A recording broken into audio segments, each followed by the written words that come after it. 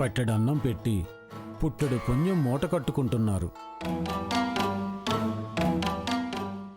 ఈశ్వరుడి కరుణాకటాక్షాలు మెండుగా ఉంటాయి మీకు. అన్నం పరబ్రహ్మ స్వరూపం అంటారు. ఆ పరమేశ్వరుడిచ్చిందిగా మేం పంచాం. పంచే గుణం ఉండటమే మంచికి తార్కాణం. అది చాలు మీకు ఎల్లవేళలా మంచే జరగటానికి. మీ మంచి మనసే మిమ్మల్ని ఉన్నతంగా తీర్చిదిద్దుతుంది. అంతా మీ అభిమానం స్వామీజీ. అభిమానం మీ చేతల వల్ల ఏర్పడింది. ఆశీర్వచనం నా మనసు మెచ్చి ఇస్తున్నాను. 10 కాలాల పాటు చల్లగా వర్ధిల్లాలి. శివ గోవింద గోవింద హరి గోవింద గోవింద శివ గోవింద గోవింద. మాలాంటి పేదోళ్ళకి మంచి చేయటం కోసం ఆ దేవుడు మిమ్మల్ని ఇక్కడికి పంపించాడమ్మా. మీ ప్రేమాభిమానాలు అందుతాయనే ఆ దేవుడు మమ్మల్ని ఇక్కడికి చేర్చుంటాడు. ఆ దేవుడు మిమ్మల్ని చల్లగా చూస్తాడు తల్లి. పదండి.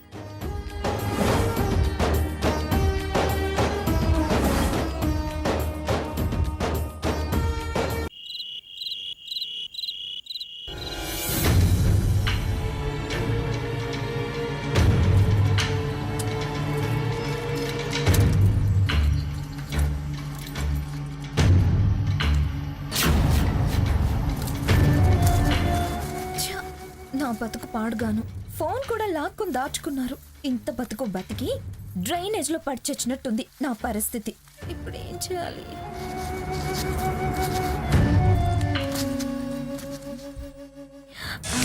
ఎలాగో నాకు భాగీరథ అమ్మమ్మకు ఫోన్ చేసి ముందు ఈ విషయం చెప్పాలి. ఏదో ఒక ఐడియా ఇస్తుంది.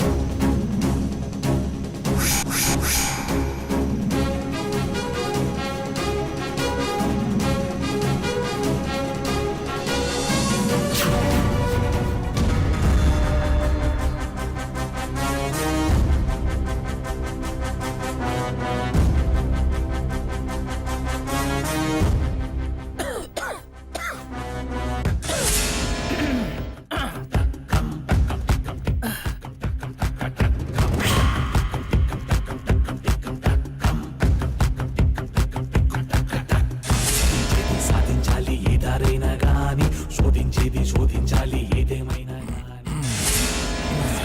ఎంతదైనా కానీ అడ్డి వస్తే తీసేయాలి ఎవరైనా కానీ.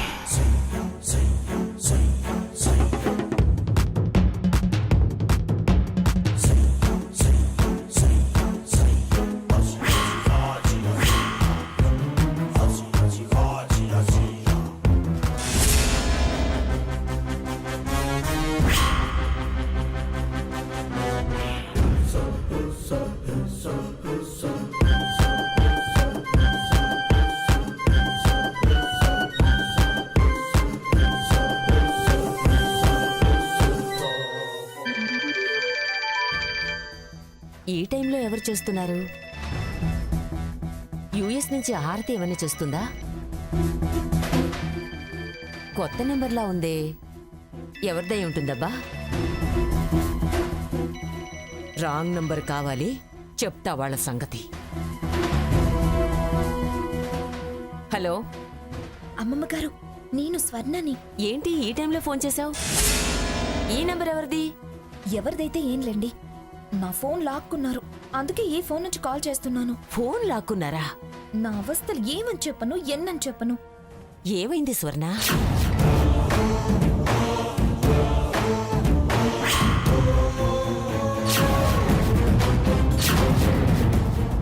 జీవచ్యవల్లా బతకాల్సిన పరిస్థితి. బతుకు మీద విరక్తి పుడుతుంది.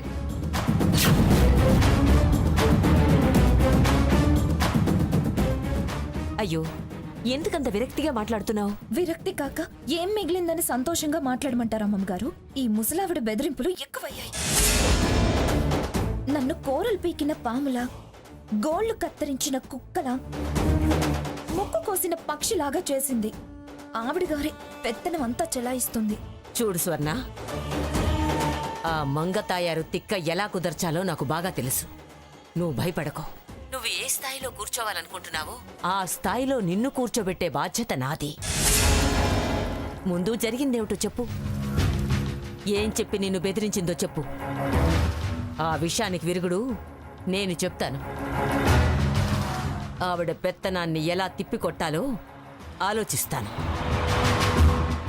వివరంగా జరిగింది జరిగినట్టు చెప్పు. ఏం చెప్పను?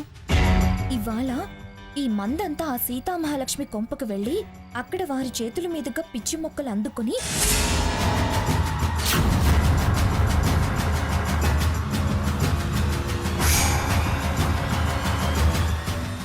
భార్యా విధేయులు ఒకరు, భర్త విధేయులు ఒకరు, గ్రాని విధేయులు మరొకరు. అంతా కలిసి నాకు సంకెళ్ళు వేసి సన్నాసుల పక్కన నీదే సన్నాసి బతుకే అన్నట్టు చేశారు. ఓ అలాగా? నేను ఆలోచించి ఏం చెయ్యాలో చెప్తాను. దాని ప్రకారం నువ్వు స్టెప్పులేయి. అప్పుడు దిగుతాయి ఆ మంగతాయారు కలలు. ఏం చేయమంటారు? ఆలోచించి చెప్తానన్నానుగా. నువ్వు ధైర్యంగా ఉండు. ప్రశాంతంగా నిద్రపో స్వర్ణ. సరే అమ్మమ్మ. Good night. Good night. అమ్మయ్యా, మొక్కలు తీసుకున్నారా? ఉమ్, సరే చెప్తా.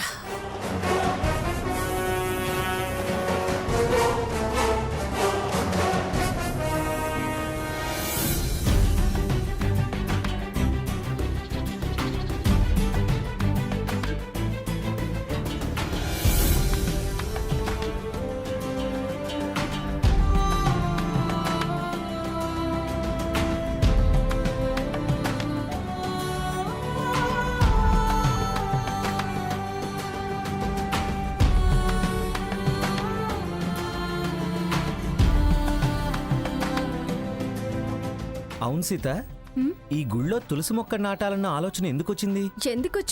ఎందుకొచ్చింది? అన్ని ఆలోచనలలాగే ఇది కూడా వచ్చింది. అసలు ఇటువైపు ఎందుకు ఆలోచించావా అని. అటు లేదు ఇటు లేదు రఘు. ఎక్కడో ఎప్పుడో గుళ్ళో తులసి మొక్క నాటితే మంచిదని విన్నట్టు గుర్తొచ్చింది.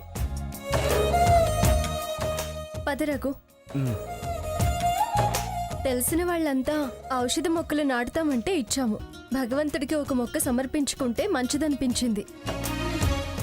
సర్వదేవతలకు అధిపతి శ్రీ మహావిష్ణువుకు తులసిమాలంటే ఇష్టమని అంటారు. అనడమేంటి, కృష్ణావతారంలో తులసి దళానికి తూగిపోయాడు ఆ తులసీదళ ప్రియుడు. అందుకే ఈ తులసి మొక్క నాటితే దళాల్ని పూజకు ఉపయోగిస్తారు. ఇది మనం నాటిన మొక్క కనుక దళాలు మనం సమర్పించినట్టే అవుతుంది. ఆ దేవుని ఆశీర్వాదాలు మనకు అందుతాయన్న ఆలోచన వచ్చింది. ఇది వేసే ప్రతి చిగురు మన అభివృద్ధికి సూచన కావాలి. ఇది ఎలా శాఖోపశాఖలుగా విస్తరిస్తుందో మన వ్యాపారం కూడా అలాగే విస్తరించాలి. ఇది దేవుడికి పూజకి అంకితమైనట్టు మన లక్ష్యం, మన గమ్యం చేరి చెందరికో ఉపయోగపడేలా మన జీవితాలు అంకితం కావాలి. తప్పకుండా నీ కోరిక నెరవేరుతుంది సీత. ఆ దేవుని ఆశీర్వాదం తప్పకుండా ఉంటుంది. మన ఆలోచనలో ధర్మం ఉంది, అలాగే మన ప్రయత్నంలో న్యాయం ఉంది. ఆ దేవుడు తులసి దళాల్ని అందుకుంటాడు, మనల్ని తప్పకుండా దీవిస్తాడు. నమస్కారం పంతులు గారు. నమస్కారం అండి. ఆ తులసి మొక్క అక్కడ పెట్టండి అమ్మా. ఓం లక్ష్మీం క్షీరసముద్రరాజతనయాం శ్రీరంగధామేశ్వరీం దాసీభూతసమస్తదేవనితాం లోకైకదీపాంకురాం శ్రీమన్మందకటాక్షలబ్ధవిభవద్బ్రహ్మేంద్రగంగాధరాం త్వాం త్రైలోక్యకుటుంబినీం సరస్యాం వందే ముకుందప్రియాం. అమ్మా, తులసికి నీరు పోయండి. పోయండి అమ్మా. ధ్యాయేత్ పద్మాసనస్థాం వికసవదనాం పద్మత్రాయదాక్షీం హేమాభాం పీతవస్త్రాం కరకలితరసద్యమ పద్మాం వరాంగీం సర్వాలంకారయుక్తాం సతతమవేదాం భక్తనమ్రాం భవానీం. దండం పెట్టుకోండమ్మా ఇద్దరు. క్షీరోదన్వత్ప్రదేశే శుచిమణి విలసత్ సైకతైమౌక్తికానాం మాలాకృత్తాసనస్థ స్ఫటికమణి నిభైర్మౌక్తికైర్మండితాంగ. అమ్మా, 3 ప్రదక్షిణాలు చేయండి.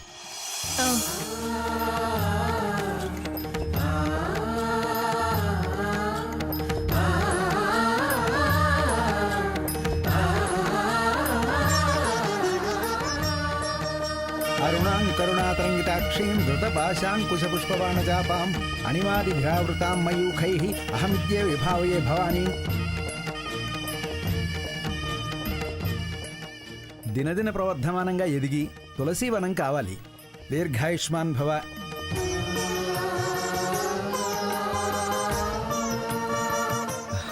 రా. పద.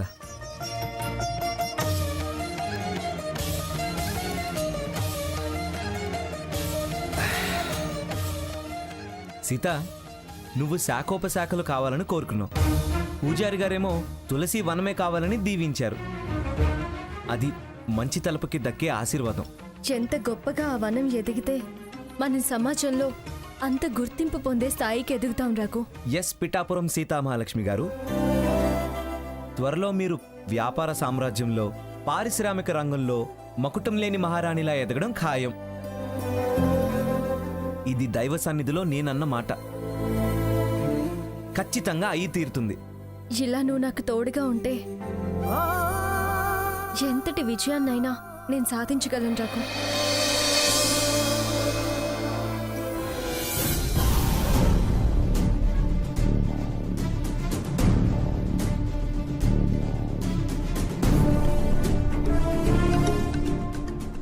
ఏమిటి లక్ష్మి, ఇల్లంతా అలా తిరుగుతున్నావు? ఏమైంది? అత్తయ్య గారు, స్వర్ణ కనిపించడం లేదు. జాగింగ్కో జిమ్కో వెళ్ళుంటుంది. ఎందుకు ఆ కంగారు? లేదత్తయ్య, తన వాళ్ళకో రాత్రి నుంచి అదోలా ఉంది. నాకెందుకో అనుమానంగా ఉంది. భయమేస్తుంది అత్తయ్య. అంత భయపడాల్సిన అవసరం ఏం లేదు లేవే. అనుమానంగా ఉంది, భయంగా ఉంది అంటే భయపడాల్సిన అవసరం లేదంటావేంటే? ఏదో తన మనసుని ఇబ్బంది పెడుతున్నట్టుంది. లేకపోతే తను అలా ఎందుకంటుంది? అయితే ఊరి మీద పడి వెతకండి. కారణం లేకుండా మొహాలు మార్చుకుంటే మనం ఏం చేస్తాం? చాతగాని తన దగ్గర పెట్టుకొని ఎదిగే వాళ్ల మీద పడి ఏడిస్తే ఎవరు మాత్రం ఏం చేస్తారు? చెడు సావాసాలు పట్టి చెడ్డ పనులు చేస్తుంటే ఎవరు ఆపుతారు? ఒకసారి 2 సార్లు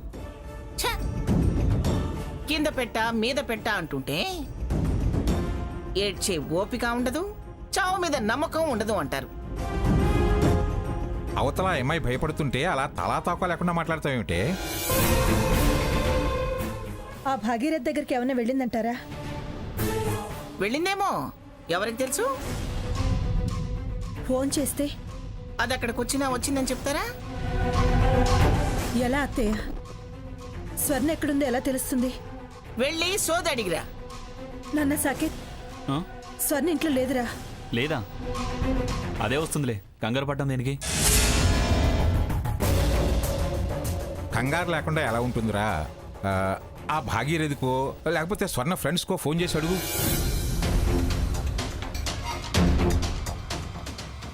రేయ్, క్లబ్కి ఏమైనా వెళ్ళిందేమో ఒకసారి ఫోన్ చేయి.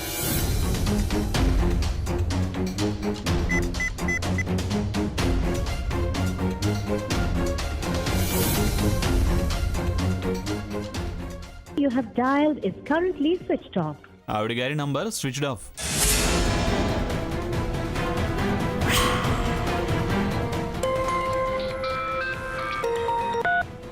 హలో, స్వర్ణ అక్కడుందా?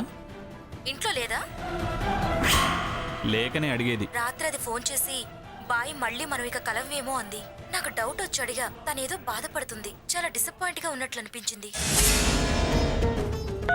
చాలా డిసప్పాయింటెడ్గా ఉందా? ఏమిట్రా ఏమంటుంది? తనతో చాలా డిసప్పాయింటెడ్గా మాట్లాడిందట.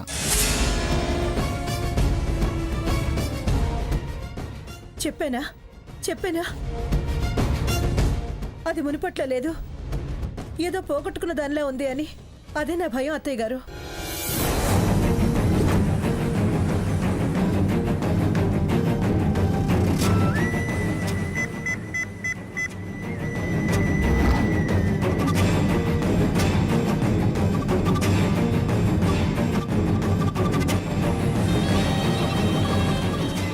ఫోన్ రింగ్ అవుతుంది కానీ లిఫ్ట్ చేయడం లేదు.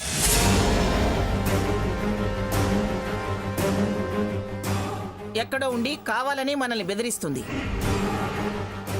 బెదిరిస్తుందో, మాట్లాడదలుచుకోలేదో, లేకపోతే తెగిస్తుందో ఎవరికి తెలిసే. ముందు జాడ తెలుసుకోవాలి.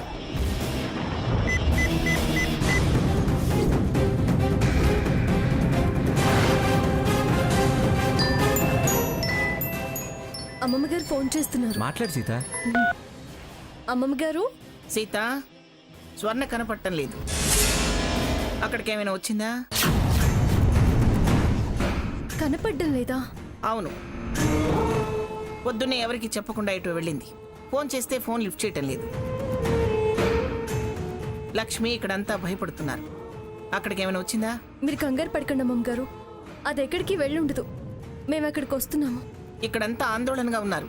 త్వరగా రండి సీత. ఏమైంది సీత? రఘు, అర్జెంటుగా మనం అమ్మమ్మ గారింటికి వెళ్దాం పదా. ఎందుకు? స్వర్ణ ఎక్కడికో వెళ్ళిపోయిందంట. సరే పద.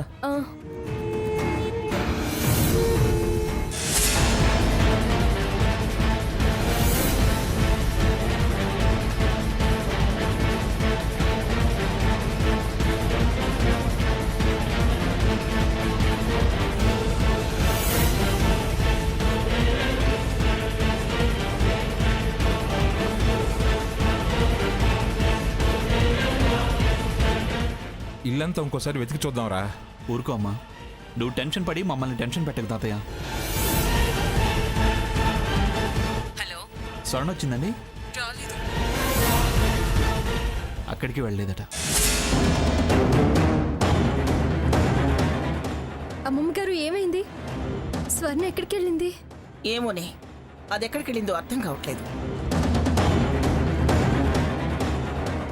ఎవరికి ఫోన్ చేసినా మాకు తెలియదు అంటున్నారు. ఇది భయపడుతుంది. ఈయన గారు ఇంకా భయపెడుతున్నారు. ఏ అకైత్యం చేసుకోవడానికి వెళ్ళిందో అంటున్నారు. గొడవ ఏమైనా జరిగిందన్నానమ్మా? నిన్న అక్కడ జరిగిందే, మళ్ళీ ఏం జరగలేదు. నువ్వు అది ఏమైనా గొడవ పడ్డారా? లేదో దినా. పైగా పొద్దు నేను బయటికి వెళ్ళేటప్పుడు నిండా ముసుగు తన్ని గుర్రు పెట్టి నిద్రపోతోంది.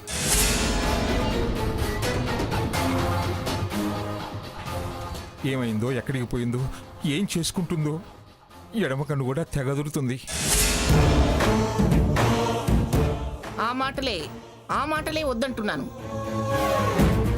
అది చాలా పిరికిది. అలాంటి పనులేమీ చేసి ఉండదమ్మమ్మ గారు. తెగింపుకొస్తే పిరుగుతనం ఏందమ్మా? మావయ్య గారు, దయచేసి భయపడే మాటలు మాట్లాడకండి. ఒక్క నిమిషం ఉండండి, నేను వాసంతి వాళ్ళకి ఫోన్ చేస్తాను. నేను చేశాను దినా. అది ఏదేదో ఆగుతుంది. చాలా డిసప్పాయింటెడ్గా ఉంది, బాగా డిప్రెషన్లో ఉంది అని ఏదేదో చెప్తోంది. అయ్యో, మీరు ధైర్యంగా ఉండండి అత్తయ్య గారు. దానికి అలాంటి పనులు చేసే ధైర్యమే లేదు.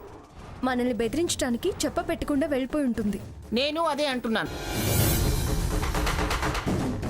నేను అదే అనుకున్నా అని మనం తన కోసం వెతకకుండా ఉంటే, ఇదేనా నా మీద వాళ్ళకున్న ప్రేమ అని ఫీల్ అయి జీవితం మీద విరక్తి కలిగితే కన్ను మూయటానికి రెప్పపాటు చాలు.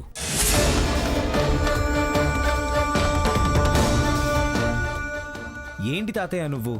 సీత అన్నట్టు బెదిరింపే అయితే తన ఆచూకీ తెలిపే ఏదో ఒక క్లూ ఇంట్లో ఉంచే వెళ్తుంది. ముందు ఇల్లంతా వెతుకుదాం. అన్నయ్య చెప్పేది కరెక్ట్. వెతుకుదాం. నువ్వు అట్టెళ్ళు.